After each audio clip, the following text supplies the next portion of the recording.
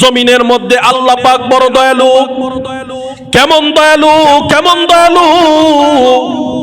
এ বান্দা, জমিনের মধ্যে তোমার হাতের মধ্যে টাকা আছে, তুমি তাই চিন্তা করো আমার কোনো কিছুর দরকার নাই। জমিনের মধ্যে তোমার হাতের মধ্যে ক্ষমতা আছে, এই ক্ষমতা পাওয়ার পর তুমি চিন্তা করো আমার আর কাউকে দরকার নাই। এ বান্দা, তোমারে আমি ডাক দিয়া বলি, ভাই, একবার কবরস্থানের সামনে গিয়ে তুমি একবার দাঁড়ায় দেখো, তোমার মতো কত টাকাওয়ালা কবরের মধ্যে ঢুকছে, কবরটা পর্যন্ত পাকা করতে পারে না। তোমার মতো কত ক্ষমতাওয়ালা, যার একটা ক্ষমতার দাপটে জমিনের সিদ্ধান্ত পরিবর্তন হয়ে যায়, ওই রকম ক্ষমতাওয়ালা মানুষ আজকে অন্ধকার কবরের মধ্যে পড়ে আছে, তার ক্ষমতার দাপটে কবরের সিদ্ধান্ত পরিবর্তন করতে পারে নাই। তুমিও পারবা না, লিখে রাখো। তুমি যদি আল্লাহ পাকের নাফরমানির মধ্যে হায়াত কাটায় দাও, এ বান্দা, তোমার হায়াত যেদিন শেষ হবে ওই দিন বুঝতে পারবা তোমার হায়াতের কত দাম। মুমিনের জান্নাতে যাওয়ার জন্য আল্লাহ পাক রব্বুল আলামিন যতগুলো পথ ও পদ্ধতি দান করেছেন, এই সবগুলো পথ ও পদ্ধতির মধ্যে বড় একটি পথ ও পদ্ধতি হলো আল্লাহ পাকের ইবাদত, নামাজ। হাদিস শরীফের মধ্যে আল্লাহ রাসূল বলেন, আস-সালাতু মিফতাহুল জান্নাহ, নামাজ হলো জান্নাতে যাওয়ার চাবি। সুবহানাল্লাহ বলেন। কোন মানুষ যদি নামাজ পড়ে তাহলে সে যেন জান্নাতের দরজার চাবির মালিকানা দখল করে। আর কেউ যদি সালাত আদায় না করে, নামাজ না পড়ে, তাহলে সে দরজার সামনে যায় ঠিক, কিন্তু দরজা খোলার মতো চাবি তার কাছে থাকে না। কোরআন শরীফের মধ্যে প্রায় ৮২ জায়গার উপরে আল্লাহ পাক নামাজের আদেশ বান্দাকে দান করেছেন। আর যদি হাদিসের দিকে তাকান তো হাদিসের রিওয়ায়েতে প্রায় ১০০০-এর উপরে হাদিস নবীজির আছে, যে হাদিসগুলোর মধ্যে আল্লাহ পাক আদেশ করেছেন মানুষকে নামাজ আদায় করার জন্য। এরকম একটি আয়াতে কারিমা আজকে আমি আপনাদের সামনে তেলাওয়াত করেছি, যেই আয়াতকে সামনে নিয়েই আজকে আমার কথা সামনের দিকে যাবে। আপনারা খেয়াল করে শুনলে আজকেও অনেক কথা জানতে পারবেন। আল্লাহ পাক রব্বুল আলামিন বলেন, ওয়াস্তাঈনু বিস-সাবরি ওয়াস-সালাহ, হে মানুষ, তোমরা ধৈর্যের মাধ্যমে নামাজকে তোমরা কায়েম করো। আল্লাহ পাক বলেন, নামাজ আদায় করো তোমরা ধৈর্যের সাথে, সবরের সাথে। কেন? ওয়া ইন্নাহা লাকাবীরাতুন, নিঃসন্দেহে এটা এমন একটি ভারী বস্তু যা সবাই বহন করতে পারে না। এই আয়াতের মধ্যে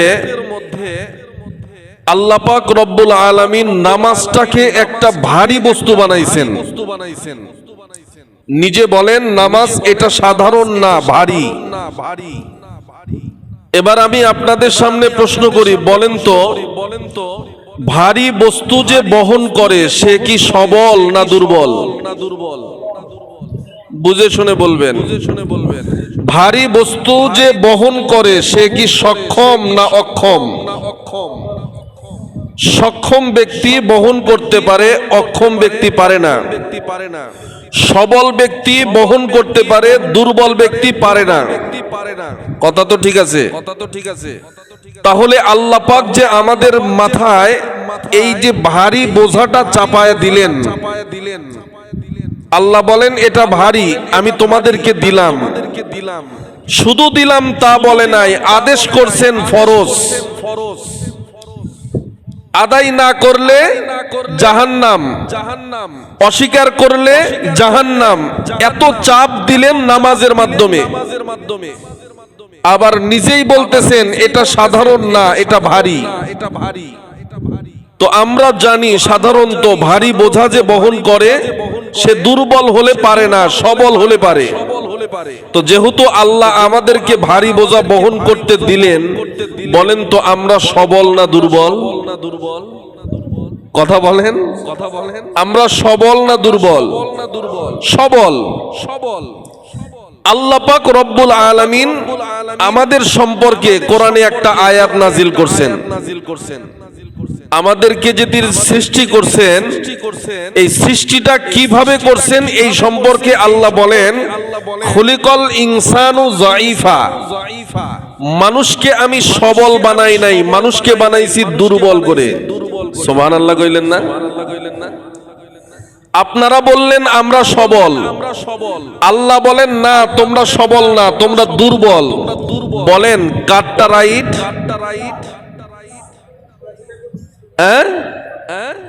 আমাদের আকল বলে আমরা সবল, কিন্তু আল্লাহ বলেন না তোমরা সবল না, তোমরা দুর্বল। এখন আপনি কাটটা রাইট ধরবেন?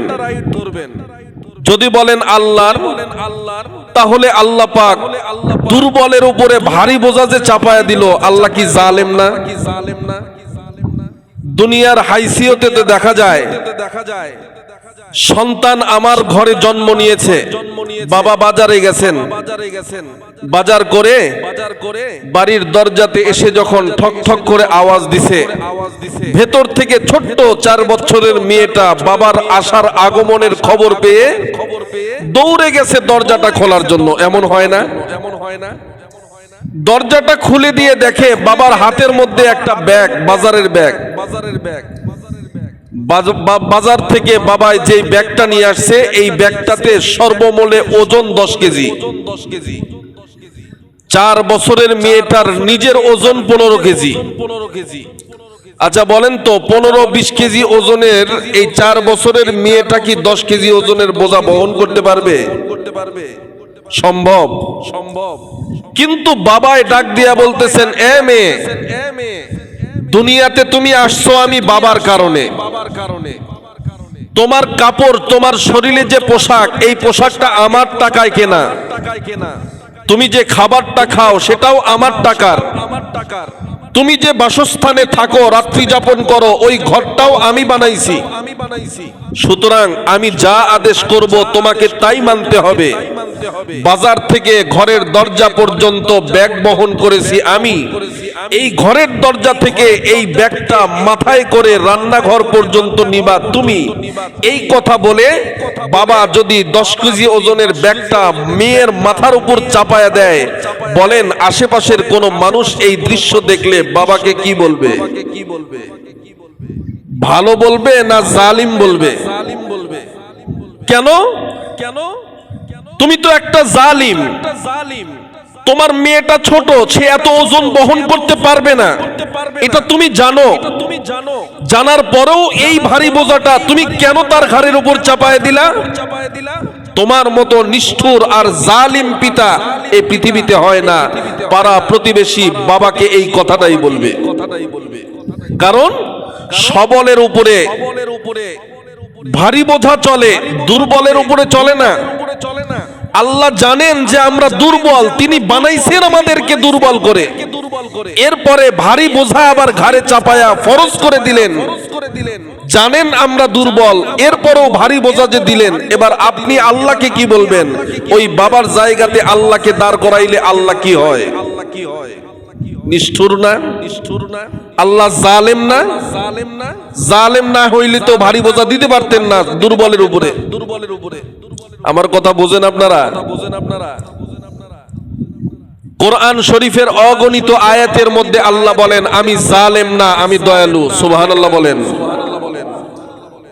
কোরআনের সর্বপ্রথম সূরা সূরাতুল ফাতিহা, আল্লাহ বলেন আলহামদুলিল্লাহি রাব্বিল আলামিন আর রহমান আর রহিম।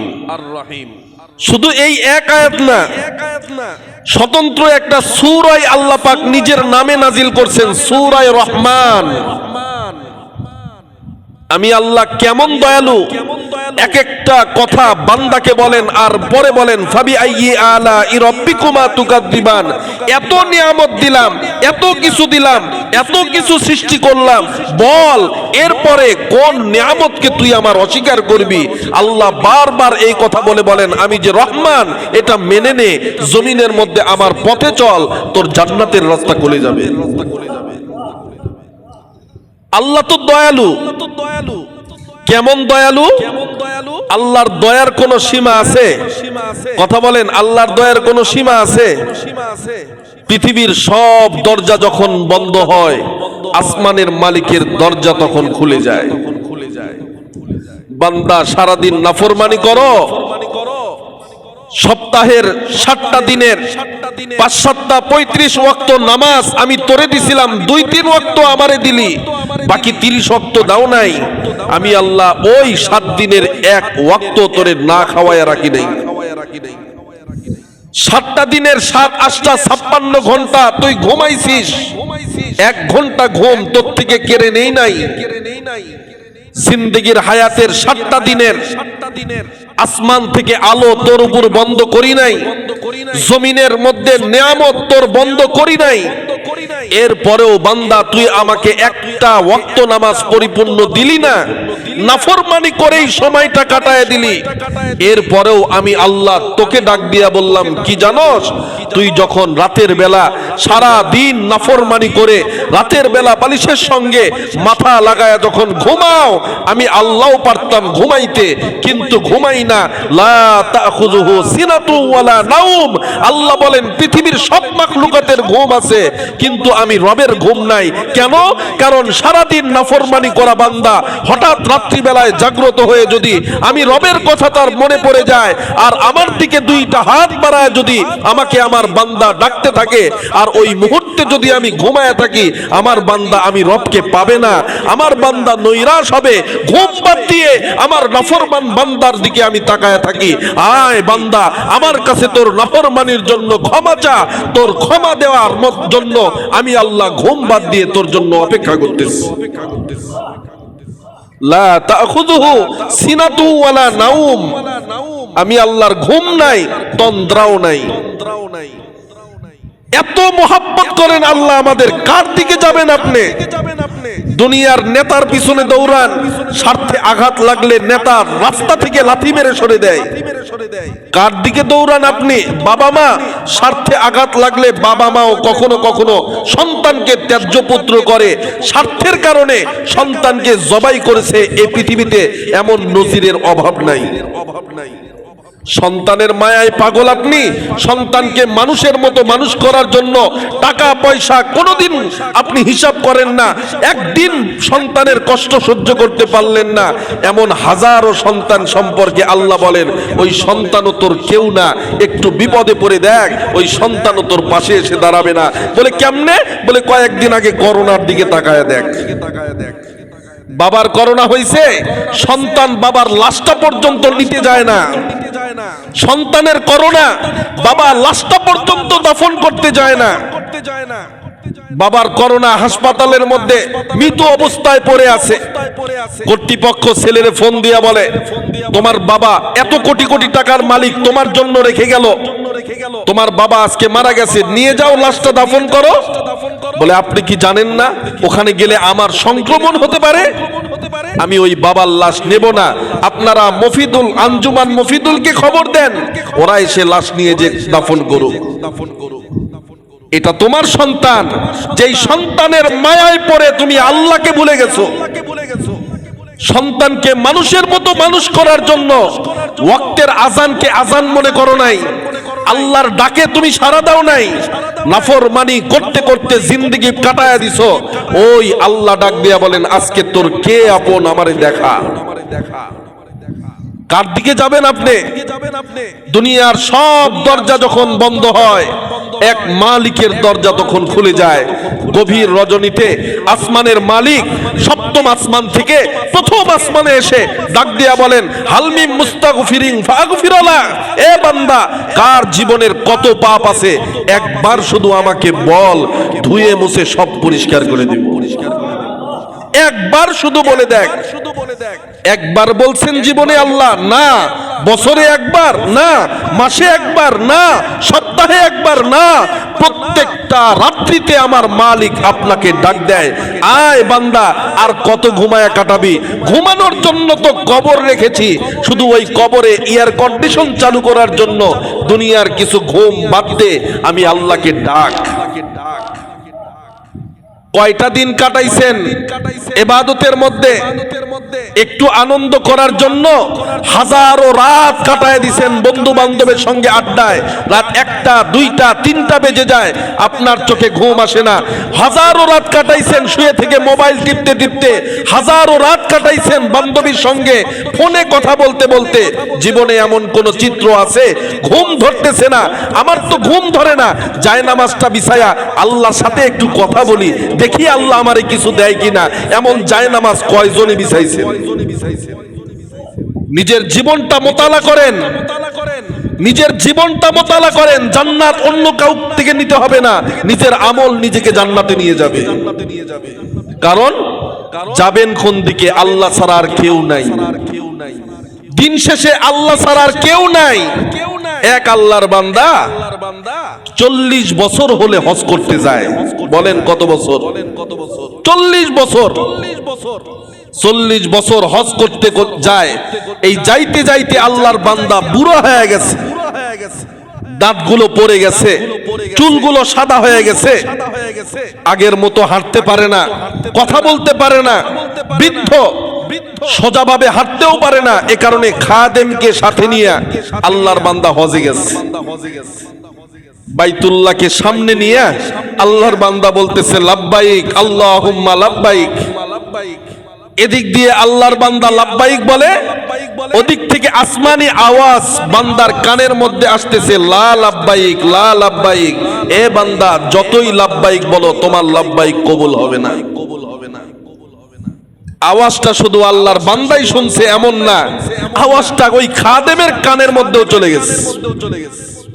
খাদেম ডাক দিয়া বলতেছেন হযরত কি বলেন আপনি? লাব্বাইক বলেন, কি লাব্বাইক বলেন? কাকে বলেন? যাকে লাব্বাইক বলেন তিনি তো নেয় না, ফেরত দেয়। আপনার লাব্বাইক তো উনি নিচ্ছে না, ফেরত দেয়। আপনি লাব্বাইক বলে কি করবেন? আর হজে এসেই কি করবেন? চলেন বাড়িতে যাই। আল্লাহর বান্দা ডাক দিয়া বলে খাদেম চুপ করো, চুপ করো। এই ভালোবাসার সম্পর্ক একদিন 2 দিনের না, 40টা বছর আমি আমার মালিকের বাইতুল্লাহর সামনে দাঁড়ায় লাব্বাইক বলি, আর আমার আল্লাহ প্রত্যেকটা বছরই লা লাব্বাইক বলে।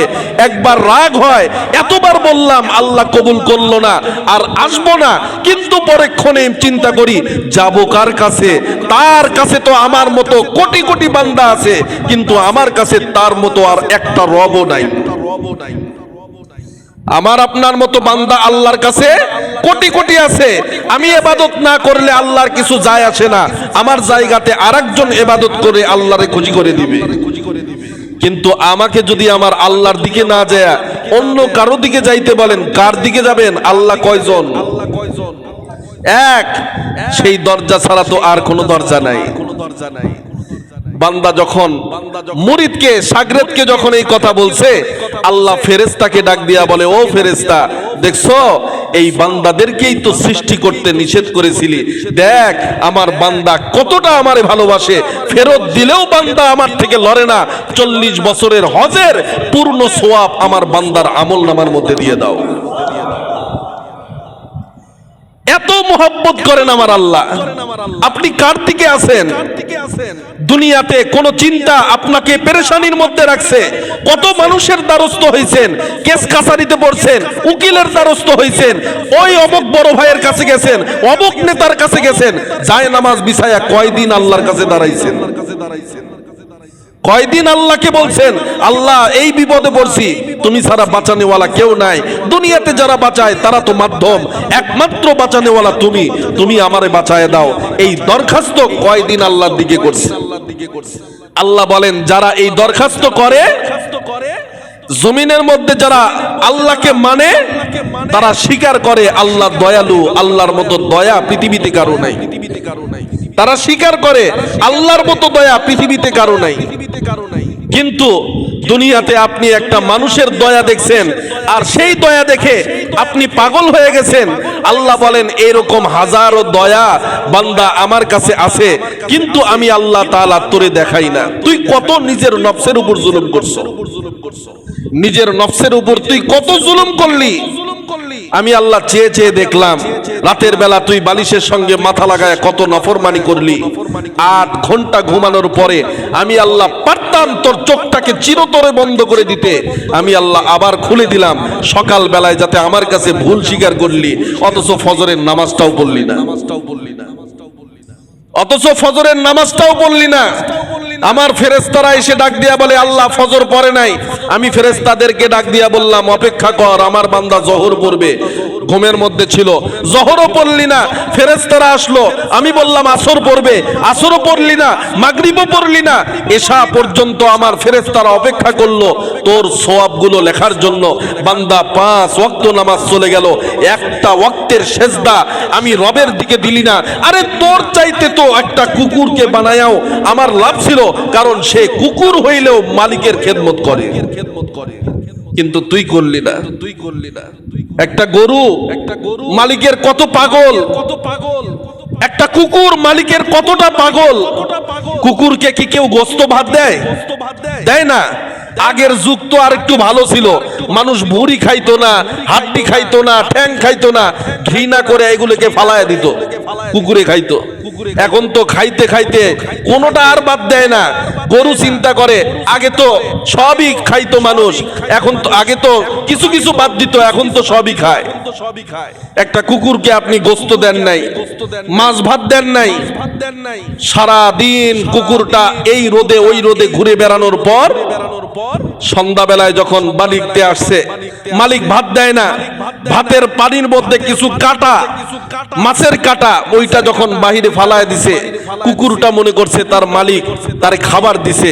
দৌড়ে এসে কাটাটা মুখের মধ্যে নিয়ে মালিকের দিকে তাকায়, আর কাটার দিকে তাকায়, আবার মালিকের দিকে তাকায়, আবার কাটার দিকে তাকায়। এক পর্যায়ে বলে মালিক ভাত দেন নাই, দুঃখ নাই, গোস্ত দেন নাই, দুঃখ নাই, হাড্ডি দেন নাই, দুঃখ নাই, কাটা দিয়েছেন, অসুবিধা নাই। এই যে কাটা আমারে খাওয়াইছেন, সারা রাত আপনার বাড়ি পাহারা দেব, একটা চক্রান্ত শত্রু আপনার বাড়ির সামনে দাঁড়াতে দিব না। আপনি বাড়ির মধ্যে ঘুমান, কুকুর ঘুমায় না, আপনার বাড়ি পাহারা দেয়। কারণ ওরে তো আল্লাহ বানাইছে আপনার গোলামি করার জন্য, আর আপনারে বানাইছিল আল্লাহর গোলামি করার জন্য। আপনি আল্লাহর গোলামি করেন নাই, কিন্তু কুকুর আপনার গোলামি ঠিকই করছে। একটা গরুকে আল্লাহ বানাইছেন, গরুটা যখন বাচ্চা দিছে, ওলানের মধ্যে বাচ্চা আসার কারণে যখন দুধ এসে গেছে, মা এবার তার সন্তানকে দুধ খাওয়াবে। মালিক যখন দেখছে ওলানের মধ্যে দুধ, বালতি আর তেল নিয়ে দৌড়, ওলানের মধ্যে থেকে যা দুধ ছিল সব দুধগুলো টেনে টেনে মালিক বের করে নিল। নেয় কি নেয় না? যখন সব দুধ শেষ, আর বাড়ায় না, এবার বাছুরটাকে ছেড়ে দিয়ে মালিক চলে গেল। বাছুরটা তার মার কাছে এসে যখন ওলানের মধ্যে মুখ লাগায় টানে, এক ফোঁটা দুধ আসে না। বাছুরটা তার মাকে ডাক দিয়া বলে, মা আমার পেটের মধ্যে তো ক্ষুধা, আমি খাবো, আমারে খাবার দাও। তোমার ওলানের মধ্যে দুধ নাই, সব দুধ তোমার মালিকে নিয়ে গেছে, এখন আমি কি খাবো মা? এখন আমার খাবার কোথায়? মা গরুটা তখন বাছুরকে ডাক দিয়া বলে, বাবা আমাদেরকে তো বানাইছে ওই মালিকের গোলামি করার জন্য, মালিকের মনে হয় দুধের দরকার ছিল, অপেক্ষা করো, সব নিয়ে গেছে, কিছুক্ষণ পর আবার আসবে, তুমি পরে খেও। বাছুরটাকে অপেক্ষা করার কথা বলে মাটা যখন খাবার খায়, নিজের ওলানে আবার দুধ আসার জন্য, যাতে তার বাচ্চাটা খাবার পায়, কিছুক্ষণ পর মালিক আবার তাকায় দেখে বাছুর কেন জানি বারবার গরুর দিকে দৌড়ায়। সকালবেলা দুধ নামায়া মালিকের হাউস মিটে না, সন্ধ্যাবেলা আবার বালতি নিয়ে দৌড়াইছে মালিকের দুধ দহন করার জন্য। বলেন যায় কি যায় না? সন্ধ্যাবেলা আবার দুধ নামায়া মালিক যখন বাছুরটাকে ছেড়ে দিছে, তাও কেমনে ছাড়ে?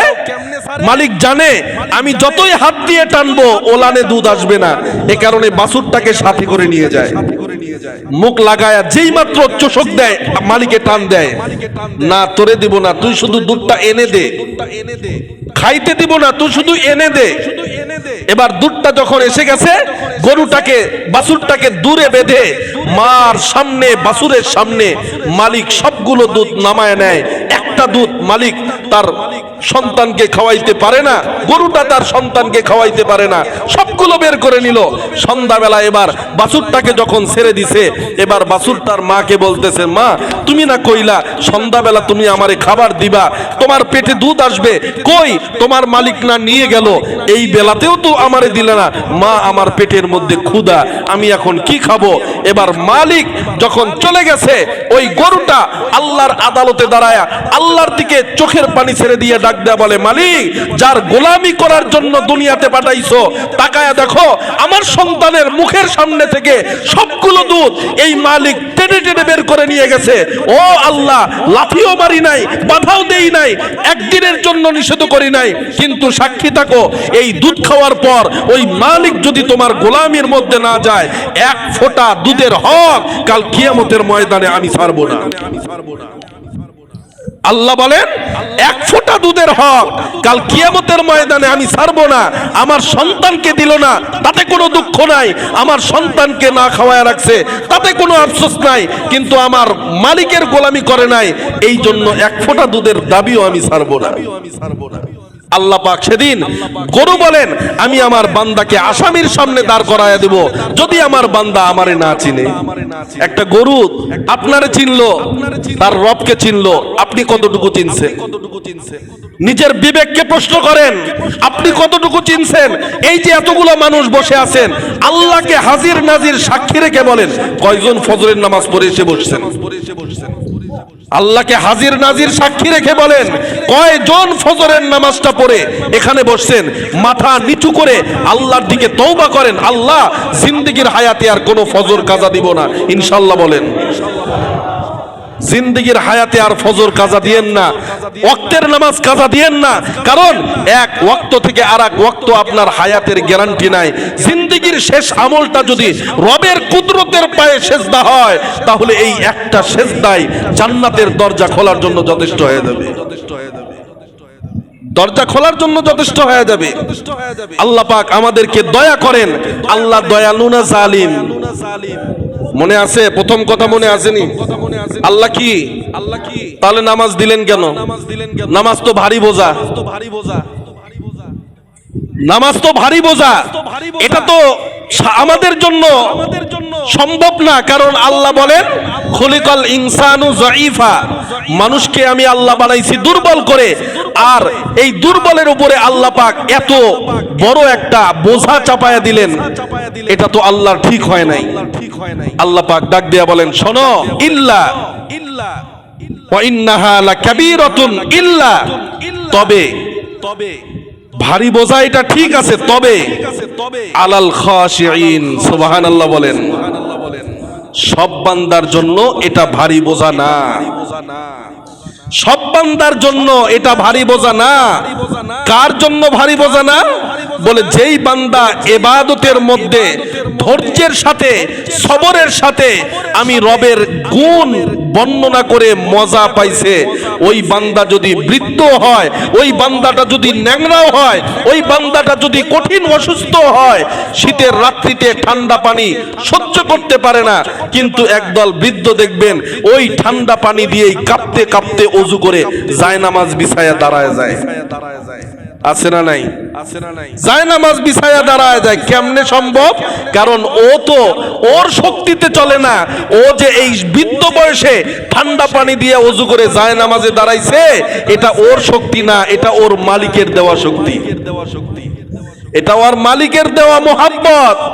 আর ওই মোহাব্বতটা যখন কলবের মধ্যে জাগ্রত হইছে, দুনিয়ার সব দুঃখ, দুনিয়ার সব দুর্বলতা ভুলে গিয়ে বান্দা ওযু করে জায়নামাজের মধ্যে দাঁড়ায় গেছে।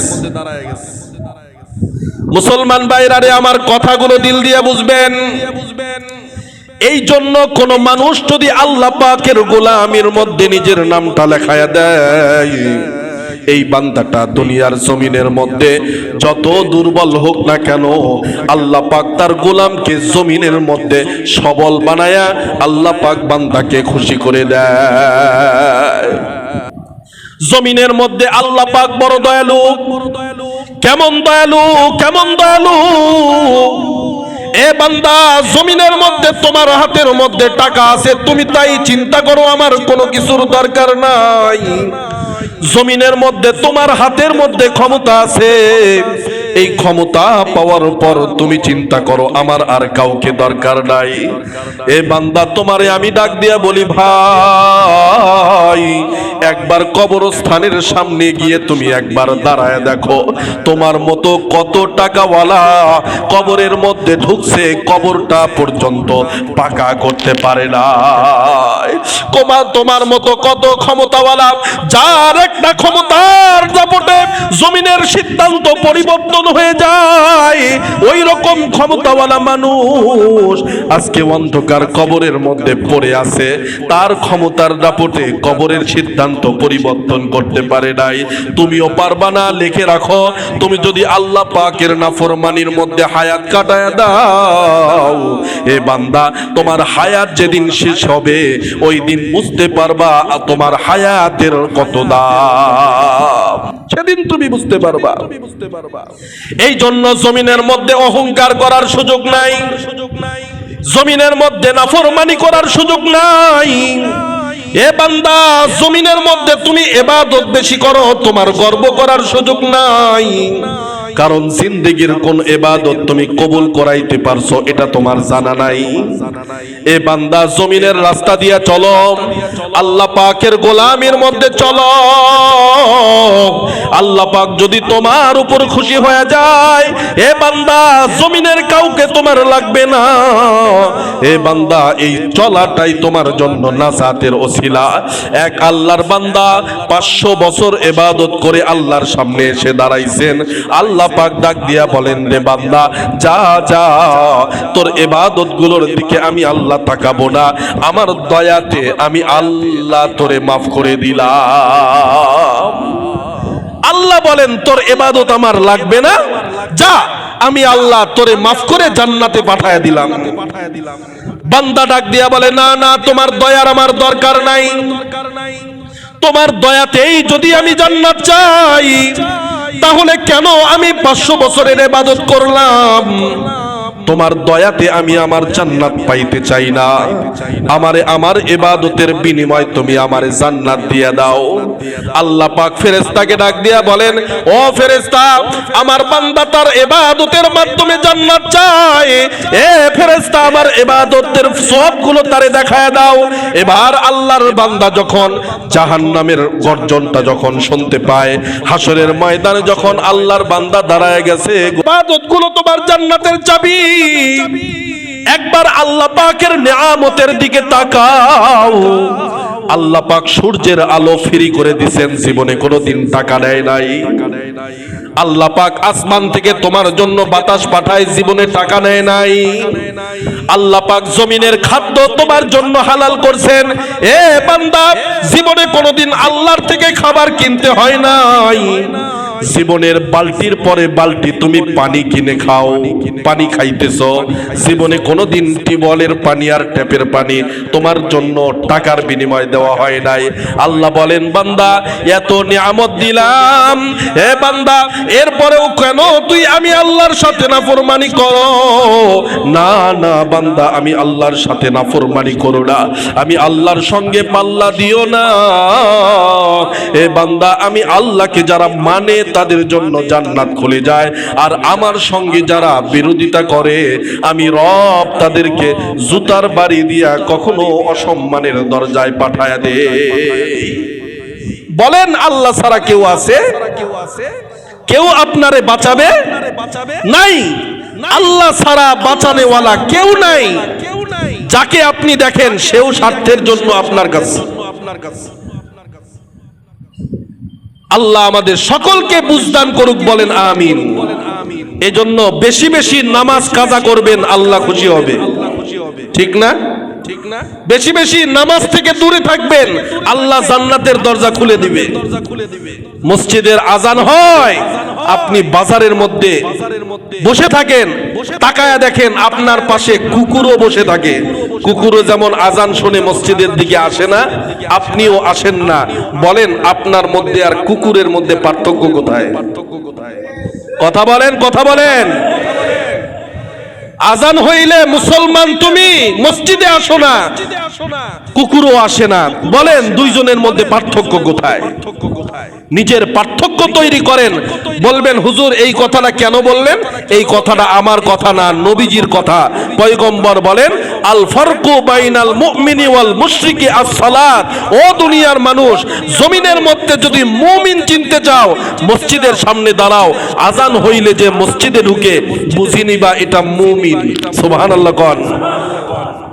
আর যদি কোনো মানুষ মসজিদে না যায়, পয়গম্বর বলেন মুশরিক যেমন, হিন্দু বৌদ্ধ খ্রিস্টান যেমন মসজিদের আজান শুনলে আসে না, মুসলমান যারা আসে না এদের মধ্যে কোনো পার্থক্য নাই। কার কথা বলেন? কার কথা? আল্লাহর কথা। আল্লাহ বলেন জমিনের মধ্যে কিছু মানুষ আছে, এরা মানবরূপী হইলেও, এরা দেখতে মানুষের মতো হইলেও এদের আচরণ পশুর মতো। বলবেন হুজুর এটা আবার কোন কথা? কোরআনের কথা। আল্লাহ বলেন উলাইকা কাল আনআম। জমিনের মধ্যে কিছু মানুষ আছে দেখতে মানুষের মতো, হাত আলোয়া, দেখতে মানুষের মতো কান আছে, দেখতে মানুষের মতো সূরত আছে, কিন্তু তার ভেতরটা হলো পশুর মতো। আল্লাহ বলেন না না না, পশুরও তো একটা হায়া আছে। যারা আল্লাহকে মানে না, আল্লাহ ডাকার পরেও হাজির হয় না, এই বান্দা সম্পর্কে আল্লাহ বলেন উলাইকা কাল আনআম বাল হুম আদাল। এরা তো তার চাইতেও খারাপ। কে বলল? আমি না, আমার আল্লাহ বলছে কোরআনের মধ্যে। এখন আপনি কবেন হুজুর এই কথাটা না ভালো লাগলো না, কোরআন থেকে মুছে দেন। যেমন কিছুদিন আগে বলতো ওয়াজ মাহফিলে যখন আমরা ওয়াজ করি কোরআনের কথা কই, হুজুর দাঁড়ান এই কথাটা বলবেন না। কেন? বলে এটা বলা যাবে না। কেন বলা যাবে না? এটা কি কোরআনে নাই? বলে আছে, তবুও বলা যাবে না। বলে মুছে দেন, সম্ভব না। বলবেন না, জোর যার মূল্য তার। কথা কোন ঠিক না বেঠিক? 16 বছর সহ্য করেছি আমরা। আল্লাহ আমাদের কপালে ওই বেদনা সরায় দিছে। এখন তো মাহফিলে আজকেও 2টা দাওয়াত দিলাম সকালবেলা। একটা নিছি এমন জায়গা যেখানে 2-3 বছর আগে আমারে বয়ান আটকায় দিছে, ওখান থেকে আলহামদুলিল্লাহ আবারও দাওয়াত দিছে এবছর। শুকরিয়া আদায় করেন আল্লাহর। কোরআনের রাস এই জমিনের মধ্যে আল্লাহ কায়েম করে দিক, বলেন আমিন। যার মাধ্যমে হোক আমাদের কথা, সে আওয়ামী লীগ হোক, বিএনপি হোক, জাতীয় পার্টি হোক, জামাতে ইসলাম হোক, চরমনাই হোক, কাউকে আমরা চিনি না। আমরা কোরআনের আইন চাই। কথা বলেন ঠিক না ঠিক? আমরা রাসূলের আদর্শ চাই। রাসূলের আদর্শ যদি বিএনপি নিয়ে আসে সম্বর্ধনা জানাই আসো, রাসূলের আদর্শ যদি আওয়ামী লীগ নিয়ে আসে সম্বর্ধনা জানাই আসো। কারুর সাথে আমাদের দ্বন্দ্ব নাই, আমাদের দ্বন্দ্ব নবীর আদর্শ নিয়ে। কারুর সাথে আমাদের দ্বন্দ্ব নাই, দ্বন্দ্ব হলো কোরআন নিয়ে। কোরআনের কথা বললে যারা বন্ধ করতে চায় এরা মুসলমান হলেও আমি বলবো কাফের। কথা বলেন ঠিক না ঠিক? যারা কোরআনের আইন বাস্তবায়ন করার জন্য যারা বাধা দিবে আমি বলবো এরা মুসলমান হইতে পারে, কিন্তু নামে মুসলমান, আল্লাহর আদালতে এই মুসলমানের 4 পয়সার দাম নাই। আল্লাহ আমাদের এমন মুসলমানিত্ব থেকে হেফাজত করুক যেই মুসলমানের ঘরে থেকে জবান দিয়ে কোরআন বন্ধ করার কথা আওয়াজ বের হয়। কথা বলেন ঠিক না ঠিক? আপনি জন্মের সময় আপনার কানের মধ্যে ওই আল্লাহর আওয়াজটা পৌঁছায় দিল, তখন বিরোধিতা করতে পারলেন না। আপনার বাবাই বিয়ে করলো কালেমা পড়ে, ওই কালেমাকে অস্বীকার করতে পারলেন না। আপনি বিয়ে করলেন কালেমা দিয়ে আল্লাহকে মেনে, ওটাও অস্বীকার করতে পারলেন না।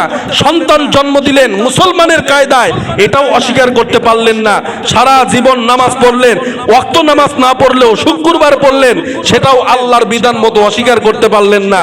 কি এমন দলের কান পড়া পাইলেন? কারে খুশি করার জন্য পাগল হইলেন? যার ভেতরে আল্লাহ নাই, যার ভেতরে নবী নাই, যার ভেতরে সুন্নত নাই, যার শরীরে নবীর আদর্শ নাই, ওই নেতাকে বাস্তবায়ন করার জন্য পাগল হয়ে গেছেন। আচ্ছা আমি ইমাম না আপনাদের? আমি যদি আগামী জুমায় শার্ট প্যান্ট পরে মসজিদে আসি, আমার পিছনে নামাজ পড়বেন?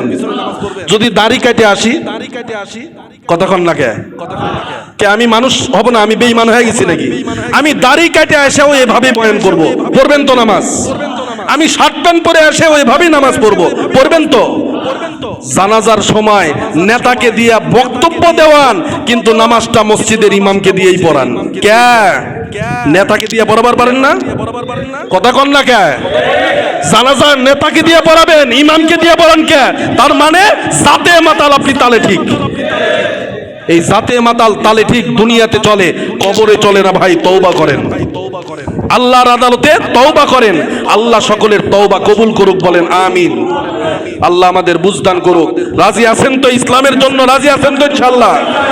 আমি কোন দলকে লক্ষ্য করে কথা বলছি, কারুর কথা দেখার দরকার নাই। ইসলাম ক্ষমতায় আসুক, নবীর আদর্শ প্রত্যেকটা মুমিনের ঘরে পৌঁছে যাক, কোরআনের আওয়াজ আবার মসজিদ থেকে চালু হোক, প্রত্যেকটা ঘরে মা বোনেরা ফজরের পরে কোরআন তেলাওয়াত শুরু করুক।